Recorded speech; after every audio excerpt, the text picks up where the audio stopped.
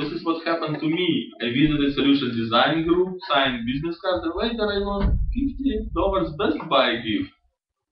And it was presented to me by our fellow tech masters, Jeff Urban. Jeff Urban will speak today about what mistakes candidates do during interview.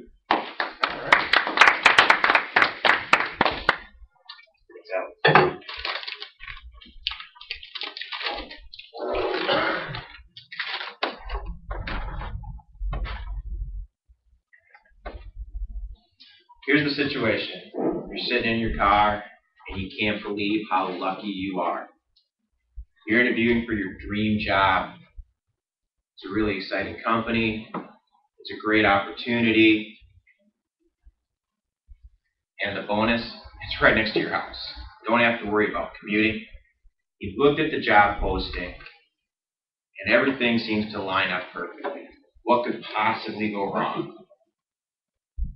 Maybe you've never been in this exact situation, but all of us have been in a situation where there was a job or an assignment that we were really excited about, and it was very important for us. We really wanted that position. And as a recruiter, I get these phone calls all the time. Hey, can you talk to my neighbor? They just recently lost their jobs. So people are always having informational interviews with me to learn a little bit more about how to go about interviewing and looking for their next job. And one of the things that I like to talk about is there is a big mistake that many people make in the interview process. And that big mistake that people make during the interview process is they assume that the person that they're interviewing with actually knows how to interview people. And the problem with that is it's especially troublesome in the technical industry, because you get technical people that are interviewing other technologists, and usually what they're wanting to do is express how smart they are. Most of them have never been trained on how to interview somebody in order to figure out who the best person and the most qualified person is for the position.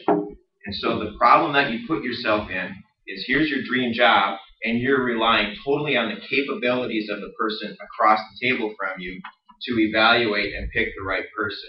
And that puts you at a disadvantage. And so what you want to do is there's a couple things that you can do to ensure that no matter how good the person is that's interviewing you, that they get all the information they need from you in order to understand why you're the best person for that position. So the first thing that you need to do in order to overcome that situation is recognize that you need to understand really what's expected of the role. Job descriptions, honestly, most people steal them from each other. They don't write them from scratch. They're not unique. And so what you need to do is, during the interview, understand what's expected. What skills are they looking for? What's the personality of the team? What's the culture? How are they going to measure the results to understand whether or not you're effective at the job? So throughout the interview, continue to ask questions about the position so that you really understand expectations. When you understand expectations, that's the first step in helping get through the process with somebody that's not very good at interviewing. The second thing that I tell people over and over again is you should have a bullet point list, usually 4 or 5 things that make you unique and special and talented. We all have our own God-given gifts.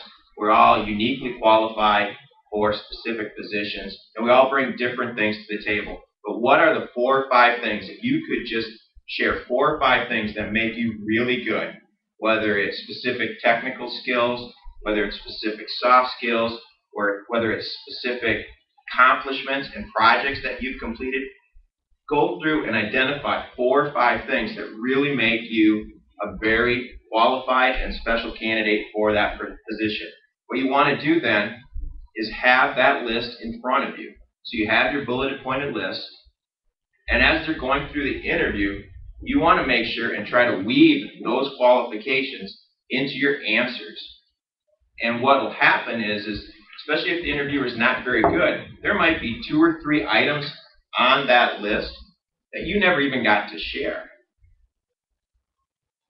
And that's where the problem is. And so at the very end of the interview, usually they say, hey, do you have any questions for me? This is your opportunity to take back control of the interview and make sure that you share those qualifications. And you can say, you know, one thing that you never asked me about that I wanted to make sure and share with you are, and start explaining a few of the qualifications that make you special.